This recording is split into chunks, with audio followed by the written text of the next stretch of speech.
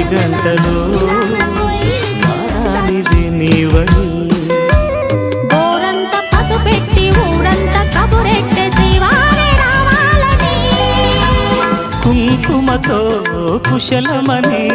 పారాణే పదిలమని దీవించ